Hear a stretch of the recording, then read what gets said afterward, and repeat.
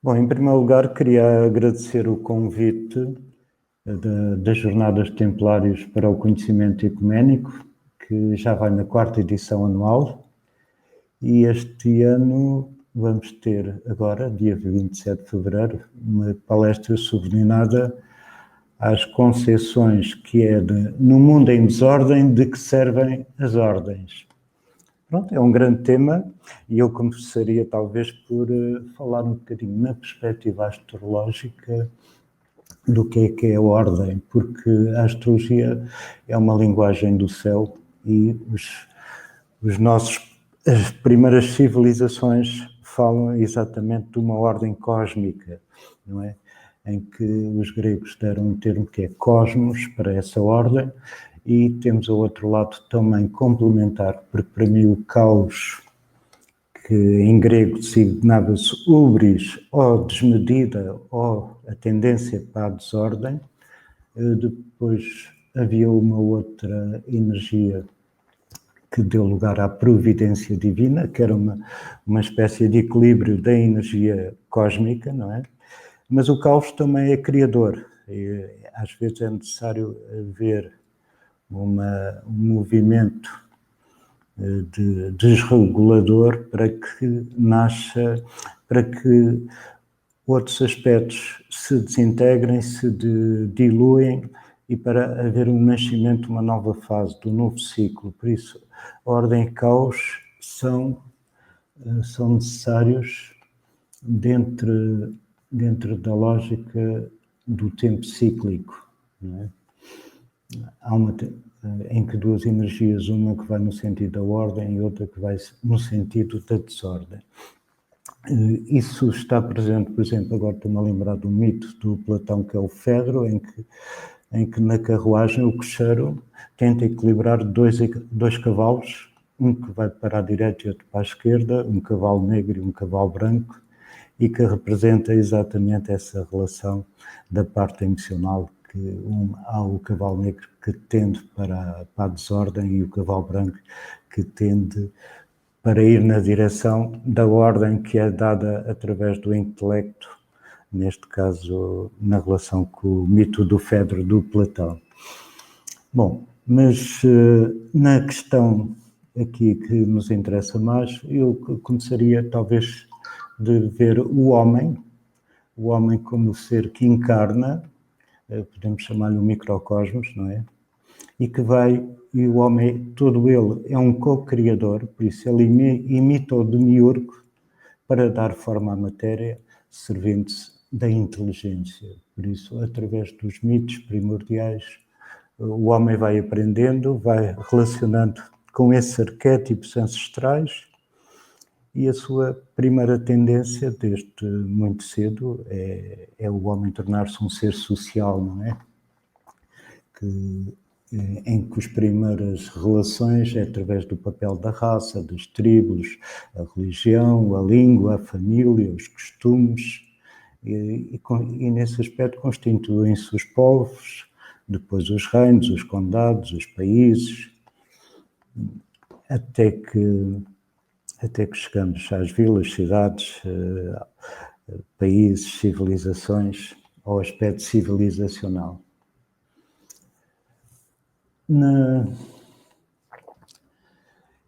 Por falar nisso, as primeiras ordens, pelo menos no que diz respeito às eras que são mais conhecidas desde a antiguidade, a era de Touro, que começa no Egito, na Suméria, não é?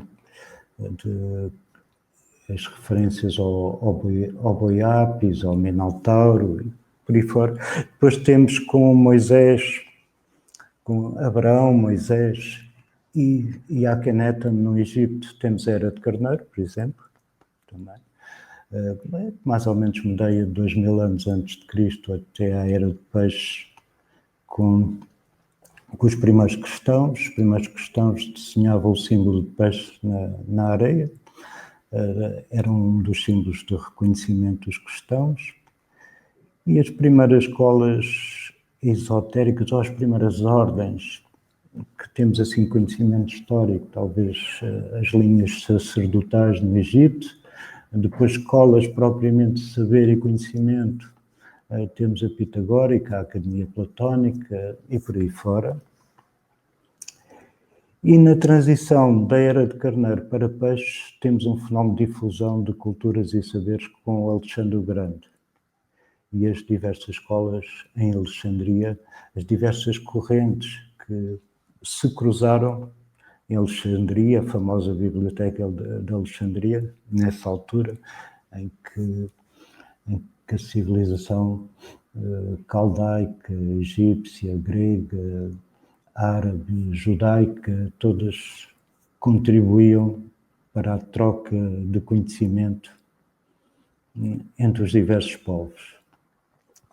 E é natural que essas ordens que vêm do passado, agrupamentos religiosos, primeiro começou pelos agrupamentos religiosos, depois pelos militares, pelos agrupamentos culturais, agrupamentos éticos, e tudo.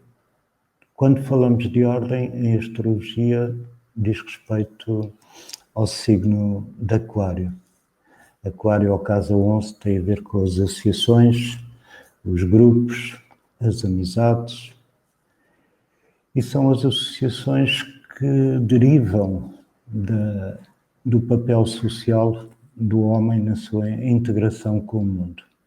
Podemos dizer que esse papel é representado por Capricórnio, que é o signo realmente que tem a ver com o poder social.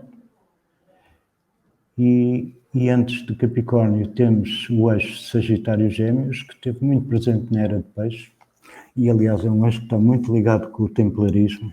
Um dos selos do Templário tem 2 cavaleiros, 2 discípulos a cavalo, assim, melhor dito, 2 discípulos a cavalo, que representa o eixo Gêmeos-Sagitário. 2 discípulos são 2 aprendizes que estão relacionados com Gêmeos. O cavalo é um símbolo do Sagitário, que tem a ver com o discípulo já no sentido de caminhar para mestre, por isso discípulos e mestres estão consignados à energia de Sagitário, tem a ver também com longas viagens e com a expansão da consciência e do conhecimento.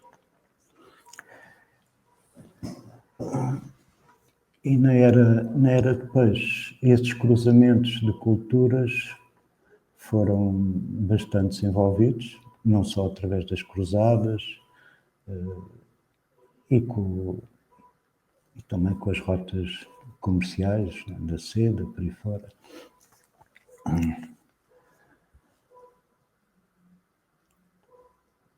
Mas voltando à era de Peixe, temos aqui o aparecimento de vários grupos religiosos, provenientes de várias tradições, mas as religiões que vingaram nesse período, na Era de Peixe, foram sem dúvida aquelas que tiveram mais impacto, chamemos assim, o cristianismo, o budismo e o islamismo. Não falo aqui do judaísmo, porque o judaísmo já vem da Era de Carneiro, não é? Do monoteísmo, do Deus único, que está ligado exatamente, para quem conhece a astrologia, o signo de Carneiro fala exatamente da unidade e dessa relação com o Deus único, não é? Por isso, Abrão e Moisés dão início ao monoteísmo da Era de Carneiro, que corresponde também a Amon-Ra no Egito, não é? Nesse sentido, podemos dizer que Jerusalém foi o grande polo espiritual que já vem da religião hebraica, de Carneiro, mas que se perpetua também na Era de Peixe, havendo uma transição de Jerusalém para Bizâncio e Roma, não é? Bizâncio e Roma são dois grandes baluartes da Era de Peixe. Não é?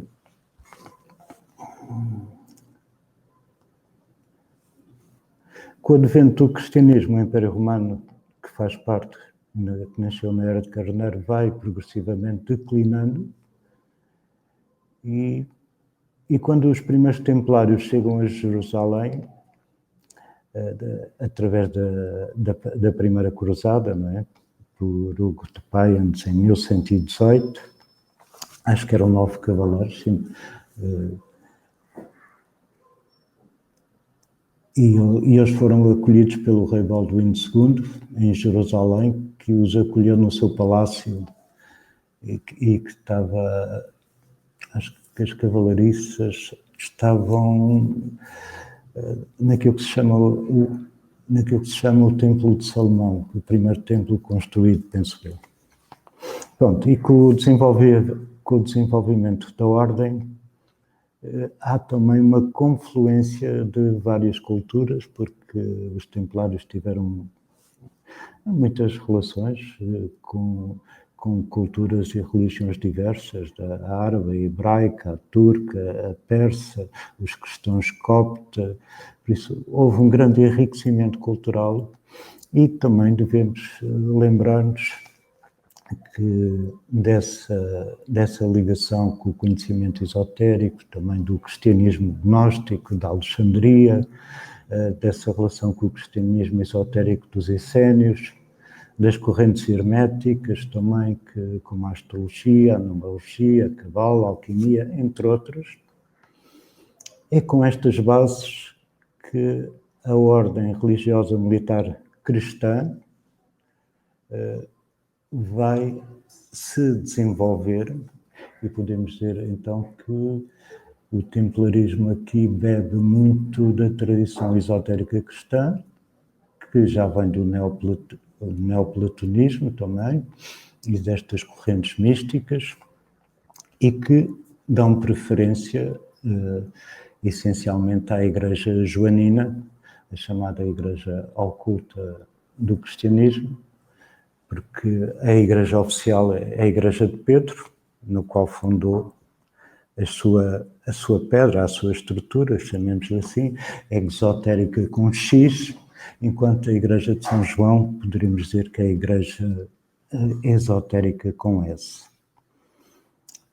Daí que os templários tenham feito uma relação dupla, porque precisavam de fazer a relação com o Papa, a autoridade da época, na altura, e fizeram através de uma personagem central, que é o São Bernardo de Claraval, não é? Que fundador da Ordem de Cister, e parece que o templarismo, para além de acentuar esta relação com a tradição joanina, quer do Evangelho de São João, também teve como apadrinhamento São João Batista, como um dos patronos da Ordem. Ao longo da Era de Peixe, nós tivemos dois signos aqui bastante fortes que formam um eixo. Aliás, podíamos falar, se quisermos, toda a cruz formada pela Era é ascendente Peixe, o descendente em Virgem, o meio de céu em Sagitário e fundo de céu em Gêmeos.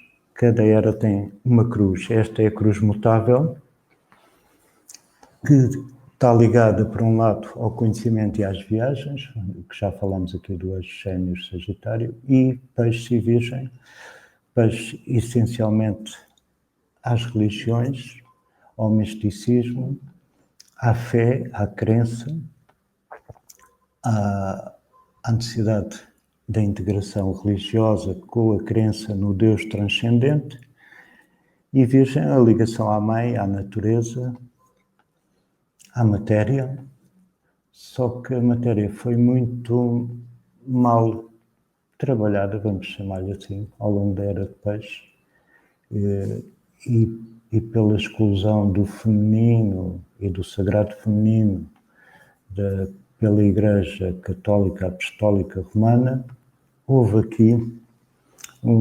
uma série de tradições que foram diluídas ou perdidas a meio no caminho, e pelo desequilíbrio, pelas guerras religiosas, pela perseguição aos cátaros, pela perseguição aos templários, pelas guerras religiosas entre católicos e protestantes, a Igreja vai perdendo cada vez a sua força e o seu papel como orientadora, como ela queria ser nesse sentido ter o papel predominante na orientação dos povos, e com este desequilíbrio entre espírito e matéria ao longo da Era de Peixe, o misticismo pisciano vai se diluindo, dando lugar ao materialismo representado pelo signo oposto e complementar a Virgem, isto nomeadamente a partir do século XVII, a partir de Descartes, e daí para a frente até chegarmos ao positivismo e ao materialismo. Temos um lado da matéria, do desenvolvimento da matéria, mas sem ter a energia de peixe integrada. Então o século XX abre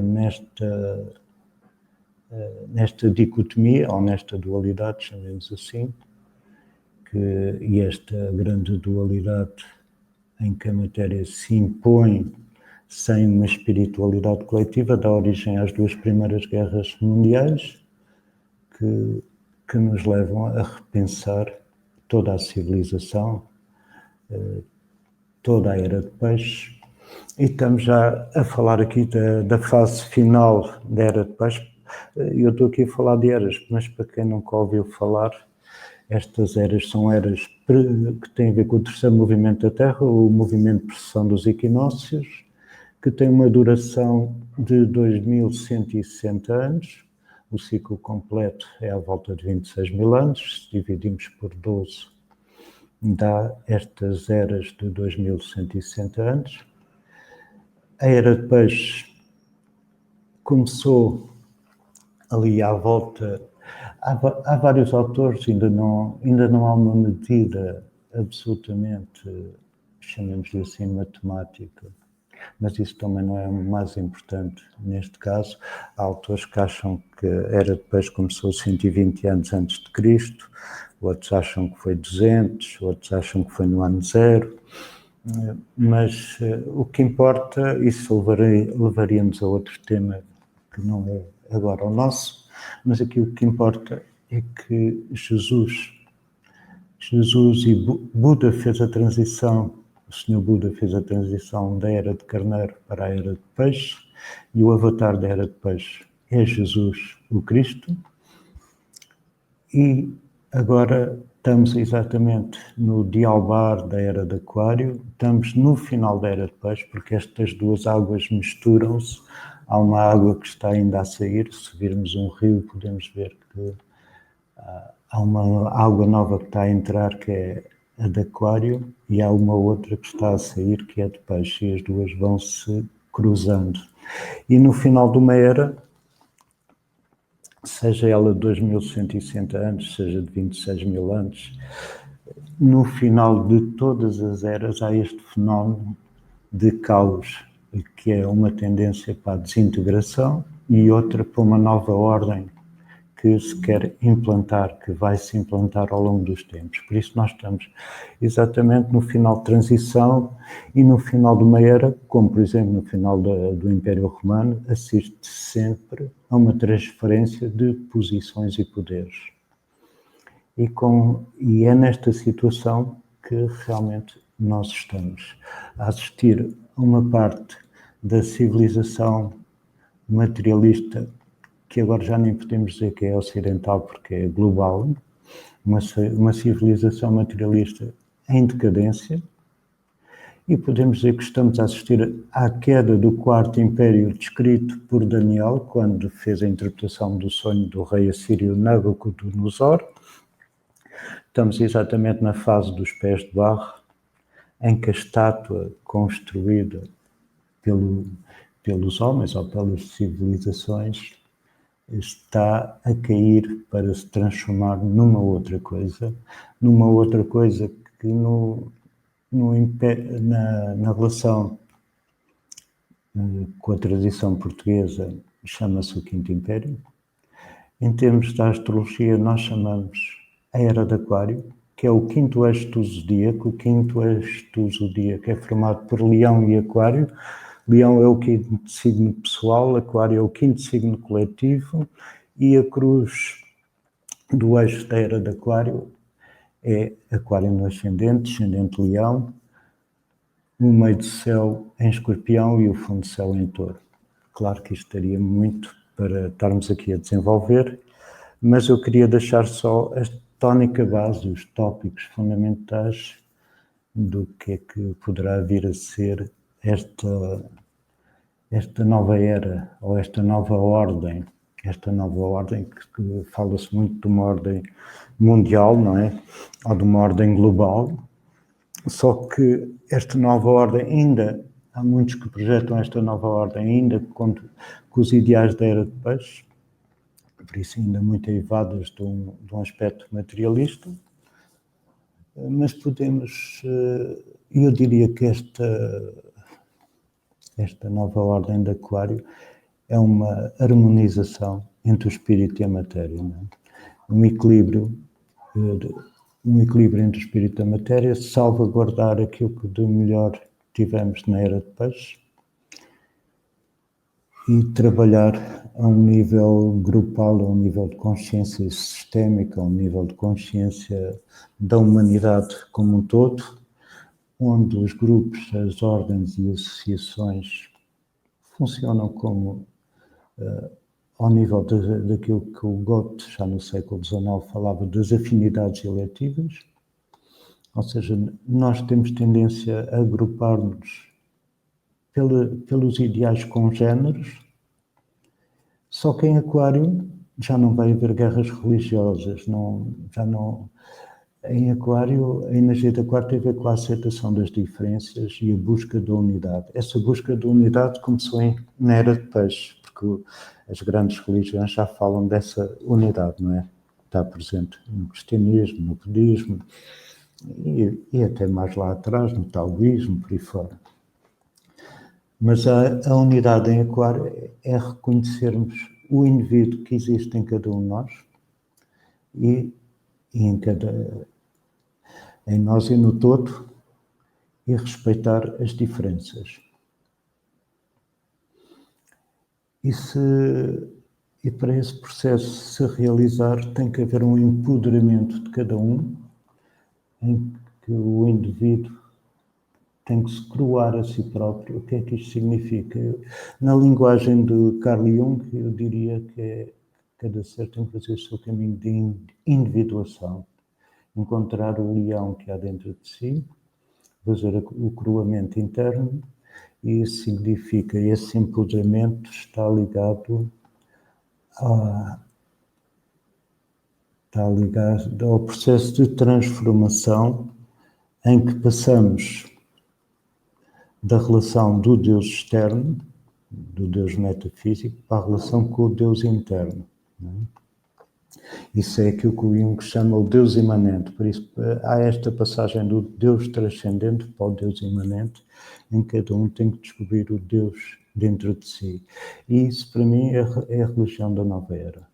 Ou seja, as religiões exteriores passam a ser símbolos e a relação direta é de cada um na relação com o cosmos. E esse aspecto até já está presente na religião cristã, quando, por exemplo, a terceira idade fala do Espírito Santo, o Espírito Santo já anuncia a nova era, a era de Aquário, não é? Por isso, Jesus, no Novo Testamento, diz aos discípulos para irem ter com o aguadeiro, não é? Aquele que irá derramar sobre aquele que irá. Não é só uma pessoa, são grupos que tenham adquirido essa dimensão consciencial, essa dimensão vibratória que irá permitir passar esse conhecimento aos demais. Não é? É também interessante vermos que este número 5 do Quinto Império está associado àquilo que o Fernando Pessoa chamou o Papa Angélico, de quando se refere ao homem do Quinto Império. Esse homem do Quinto Império é aquele que integrou os dois hemisférios do cérebro. O racional do hemisfério esquerdo e o analógico e simbólico do hemisfério direito. Assim, temos esse trabalho todo a nível individual e, do ponto de vista do coletivo, podemos dizer também que é a era do pensamento livre, criar condições para que todos possam ter educação e nutrição, uma distribuição mais igualitária dos recursos e um grande respeito pela mãe natureza. Isso passa por uma alteração profunda de valores, que tem a ver com o gestor escorpião, no meio de céu, fundo de céu, ao Zenit de Nadir, para que haja uma troca e partilha de recursos. Podemos dizer que vamos entrar numa era que tem muito mais a ver com o ser do que o ter, em que cada um tem que encontrar o trabalho por vocação e não por esta questão de temos que trabalhar para sobrevivermos, não é? É claro que isto são grandes ideais, mas tem a ver com esta era de Aquário que estamos agora a iniciar, tem 2160 anos, por isso é todo o trabalho que se vai estender ao longo destes séculos que temos pela frente, mas em que cada povo, cada nação, cada país tem a sua missão de realizar e nesse aspecto Portugal, pela sua própria gênese, tem a prefiguração de cumprir uma missão que é levar aos outros este ideal do Quinto Império, que são estes ideais aquarianos. E primeiro por isso podemos dizer que temos um trabalho pioneiro, que também já tivemos na Era de Peixe, com as descobertas náuticas, agora são outros voos, estamos a falar do elemento ar, e o elemento ar tem a ver com o pensamento, e temos que compreender o contexto em que estamos a viver neste momento e dos próximos que iremos ter pela frente, e neste caso a desordem que estamos a assistir nos céus, e nomeadamente agora de há um ano e pouco para cá, por exemplo, no caso do vírus simbolicamente o coronavírus, é muito interessante, porque também nos remete para a relação com a coroa, para o lado espiritual da vida, e podemos ver isto como sinais do céu, da ordem celeste, a fazer-nos refletir. Esta reflexão leva-nos a um ponto em que é necessário alterarmos a relação com a vida. Quando eu falo da vida é com um V grande, não é? Para melhorarmos o nosso habitat e todo o tipo de relações humanas. Esta integração começa em cada um, porque sem trabalho individual também não teremos apenas um rebanho aquariano, que não interessa essa globalização em que cada um, sem consciência individual, não tem absolutamente interesse nenhum. Por isso, o despertar tem que ser individual, mas como cada vez mais assiste-se a uma maior consciência coletiva, a um despertar coletivo, e faço votos para que isso em Portugal seja o mais rápido possível. Para quê? Para podermos criar algum tipo de associações ou regimes. Podemos mesmo falar em regimes políticos, porque a Aquário também fala muito de organização social e política, regimes políticos acima dos partidos. Como a palavra própria indica, os partidos são coisas fragmentárias da Virgem, que é o signo oposto a Peixe, da Era de Peixe, não é? E então eu penso que em Aquário deveríamos falar mais de órgãos consultivos formados, por exemplo, por anciões, detentores de maior conhecimento e experiência de vida, e assim poderia-se constituir uma espécie de seleção nacional com o que temos de melhor aqui dentro, não é? De juntar pessoas desde a cultura, desde os partidos, porque nos partidos também há pessoas que trabalham para o bem comum, não é? E este trabalho de grupos e organizações são fundamentais para se criar uma corrente em cadeia onde possam circular os grandes ideais da nova era.